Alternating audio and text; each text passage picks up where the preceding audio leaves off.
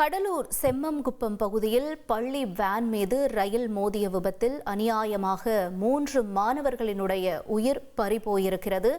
இதில் யாரை குற்றம் சொல்வது என்ற கேள்விக்கு பதிலாக இந்த உயிர்கள் போனது எதற்காக அப்படிங்கிற கேள்வியே இங்கு பல்வேறு தரப்பிலிருந்தும் முன்வைக்கப்படக்கூடிய கேள்வியாக இருக்கிறது.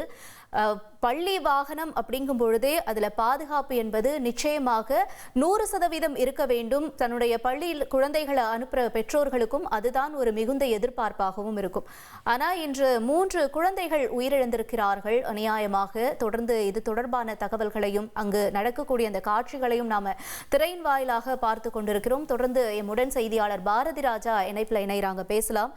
பாரதி ராஜா வணக்கம். இப்ப விமான விபத்து அதிலிருந்தே நம்ம இன்னும் மீளல, அத்தனை உயிர்கள் பறிபோனதிலிருந்து இப்ப மறுபடியும் இந்த மாதிரியான ஒரு எதிர்பாராத ஒரு விபத்துன்ற பொழுது இது எந்த அளவுக்கு ஒரு தாக்கத்தை நிச்சயமா மக்களுடைய மனதில் ஏற்படுத்தி இருக்கோ, இந்த உறவினர்கள் தரப்புல இருந்தோ அங்க இருக்கக்கூடிய அந்த சூழல்கள் பற்றியோ என்ன நடக்குது இந்த விவகாரத்தில் அப்படிங்கிறத பற்றியோ விரிவாக பகிர்ந்துக்கோங்க பாரதி ராஜா. கண்டிப்பாக முதல்ல இந்த 3 உயிர்கள் பறிபோயிருப்பது, அதுவும் பிஞ்சு குழந்தைகளின் உயிர் பறிபோயிருப்பதற்கு முக்கியமான காரணம் அப்படின்னு சொன்னீங்கன்னா பாதுகாப்பு குறைபாடு, கேட் கீப்பர் இல்லை, டிரைவரோட விஷயம் அப்படின்லாம் சொன்னால் கூட ஒட்டுமொத்தமாக இந்த 3 உயிர்கள் பறிபோவதற்கு காரணம் அலட்சியம். அது டிரைவருடையதோ அல்லது கேட் கீப்பருடையதோ. ஏன்னா இந்த லெவல் கிராசிங்கை பொறுத்த மட்டும் இன்டர்லிங்கிங் லெவல் கிராசிங்னு சொல்கிறாங்க. இன்டர்லிங்கிங் லெவல் கிராசிங் எப்படி செயல்படும் அப்படின்னா, ஒரு ரயில்வே கேட்டுக்கும் இன்னொரு ரயில்வே கேட்டுக்கும் ரயில் எந்த பக்கத்தில் இருந்து வருகிறதோ அதற்கு முன்னால் இருக்கிற ரயில்வே கேட்லேருந்து சம்பந்தப்பட்ட ரயில் கேட் அடுத்து எந்த கிராஸ் பண்ண போதோ அந்த ரயில்வே கேட்டுக்கு தொலைபேசி மூலமாக, தானியங்கியாக இருந்தால் ஆட்டோமேட்டிக்காக அந்த கேட்டு க்ளோஸ் ஆகிடும். ஒருவேளை தானியங்கி இல்லை, இது மேனுவல், அதாவது பணியால் தான் அதை செய்ய வேண்டும் அப்படின்னா அந்த சம்பந்தப்பட்ட அந்த கேட் கீப்பருக்கு ஃபோன் மூலமாக தகவல் சொல்வார்கள்.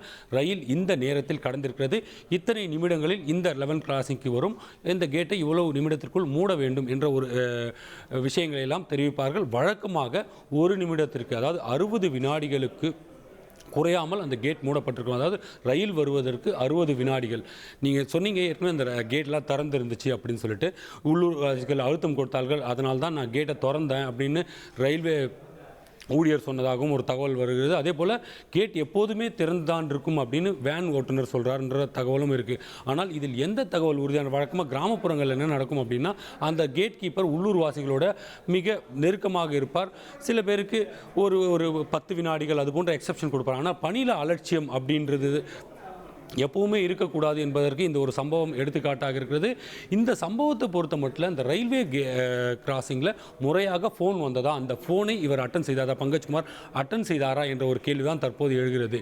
ஏனென்றால் இன்டர்லிங்கிங் முறைப்படி அந்த தகவல் மையத்திற்கு, அதாவது சம்பந்தப்பட்ட கேட்டிற்கு தகவல் கொடுத்த உடனேயே அவர் அடுத்த 1 நிமிடத்திற்குள் அந்த கேட்டை மூட வேண்டும் என்பதுதான் தற்போதைய நடைமுறை. நாம் இங்கே சென்னையில் கூட பல இடங்களில் பார்த்துருக்கோம். உள்ளூர், அதாவது லோக்கல் ட்ரெயின் என்று சொல்வார்கள், அந்த லோக்கல் ட்ரெயினில் கூட ஒவ்வொரு ரயில்வே கிராசிங்கும் கடக்கும் போதும் இப்போதும் அந்த நடைமுறை இருக்குது. தானியங்கி இருந்தாலும் கூட மேனுவலாக அந்த தொலைபேசி மூலமாக அழைப்பை கொடுப்பார்கள்.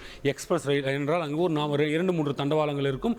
எக்ஸ்பிரஸ் ரயில்கள் செல்வதற்கு தனியான தண்டவாளம், உள்ளூர் ரயில்கள் பயணிப்பதற்கு தனியான தண்டவாளம், இவையெல்லாம் இருந்தாலும் கூட தற்போதும் உள்ளூர் ரயில்கள் பாஸ் ஆகும்போது, ஏன்னா 20 நிமிஷத்துக்கு ஒரு முறை அந்த இடைவெளி என்று சொல்வார்கள், அந்த இடைவெளியில் தான் அந்த ரயில்கள் பாஸ் ஆகும். அதனால் ஒவ்வொரு அந்த 20 நிமிடத்திற்கு ஒரு முறையும் அந்த ரயில்கள் பாஸ் ஆகும்போது சம்பந்தப்பட்ட ரயில்வே அந்த கேட் கீப்பருக்கு முறையான தகவல் அதற்கு முன்பாக இருக்கும் ரயில்வே கேட்லேருந்து தொலைபேசி மூலமாக கொடுக்கும் நடைமுறை தற்போதும் கையாளப்பட்டு வருகிறது. எங்கெல்லாம் இந்த இன்டர்லிங்கிங் மேனுவலாக இருக்கோ அந்த அனைத்து ரயில்வே கேட்லேயுமே இந்த நடைமுறை தற்போதும் நடைமுறையில் இருக்கிறது, செயல்பாட்டில் இருக்கிறதுன்றது குறிப்பிடத்தக்கது. பங்கஜ்குமாருக்கு அந்த நடைமுறை செயல்படுத்தப்பட்டதா, பங்கஜ்குமார் தொலைபேசியில் அந்த அழைப்பை பெற்றாரா ரயில்வே கிராசிங், இது தொடர்பாகவும் தற்போது திருச்சி கோட்ட மேலாளர் விசாரணை நடத்தி வருகிறார். முதல் கட்டமாக இங்கு தானியங்கி என்று சொல்லப்பட்டது, ஆனால் தானியங்கி முறை இல்லை, செம்மங்குப்பம் பகுதியில் தானியங்கி முறை இல்லை என்ற ஒரு தகவலும் சொல்லப்படுகிறது. முறையான விசாரணை என்பது ரயில்வே நிர்வாகம் தரப்பிலும் நடத்தப்பட வேண்டும், அதே போல் போலீஸ் தரப்பிலும் நடத்தப்பட வேண்டும். அலட்சியம் என்பது பேருந்து ஓட்டுநர் தரப்பில் இருந்தாலும் கூட கேட் கீப்பர், அதாவது உள்ளூர்வாசிகள் எவ்வளவுதான் அழுத்தம் கொடுத்தாலும் கூட அந்த ரயில்வே, ஏனென்றால் பேருந்தை நினைத்தால் நிறுத்திவிட முடியும், ஆனால் ரயில் நினைத்த நேரத்தில் நினைத்த தூரத்தில் நிறுத்திவிட முடியாது. அதற்கு பல நடைமுறைகள். ஒரு ரயிலை நிப்பாட்டினால் அதன் பின்னால் வரும் ரயில்கள், அதை ஒட்டிய தொழில்நுட்ப அம்சங்கள் என பல்வேறு விஷயங்களை பாதிக்கும். எனவே இந்த விஷயங்களில் அலட்சியம் இருக்கக்கூடாது இந்த கேட் கீப்பருக்கு. இதன் காரணமாகத்தான் அங்கு கேட் கீப்பர் பணியில் அமர்த்தப்படுகிறார்கள். ஒவ்வொரு முறை ரயில் வருவதற்கு முன்பும் அவர்கள் எச்சரிக்கப்படுகிறார்கள். இவை எல்லாமே இங்கு மீறப்பட்டிருக்கிறது. இதற்கு காரணம் அலட்சியம் என்ற ஒற்றை வார்த்தை தான். இந்த அலட்சியம் யாருடையது என்பதுதான் இந்த மூன்று உயிர்கள் போவதற்கு காரணமாக இருக்கிறது. அவர்கள் கட்டாயம் தண்டிக்கப்பட வேண்டும்.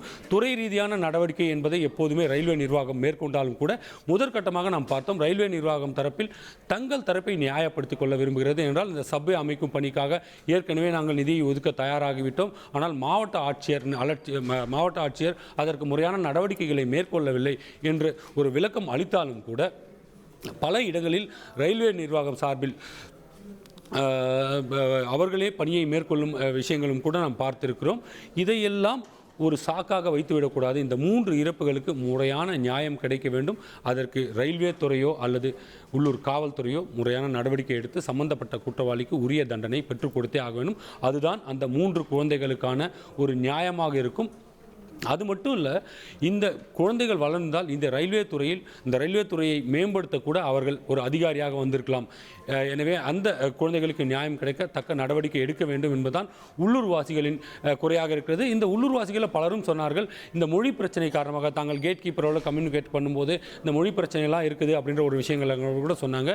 ஆனால் அவற்றையெல்லாம் பொருட்படுத்தக்கூடாது. இந்த கேட் கீப்பருக்கு என்ன மொழி புரியுமோ அந்த மொழியில்தான் அந்த தகவலானது கேட்டை மூட வேண்டுமா, திறக்க வேண்டுமா, எந்த ரயில் வருகிறது, எவ்வளவு நேரத்திற்கு வரும் என்ற தகவல் எல்லாம் அளிக்கப்பட்டிருக்கும். அவர் மூடவில்லை என்றால் அது உள்ளூர்வாசிகளின் அழுத்தமாக இருந்தாலும் கூட ரயில்வே கேட் கீப்பரின் தவறுதான் இந்த விபத்திற்கு காரணம் என்று நாம் முடிவுக்கு வர வேண்டும். ட்ரெண்டை ஃப்ரெண்ட் ஆக்கிக்கோங்க. தந்தி டிவியின் சப்ஸ்கிரைபர்ஸ் அண்ட் ஃபாலோவர்ஸ் குடும்பத்தில் நீங்களும் இணையுங்க.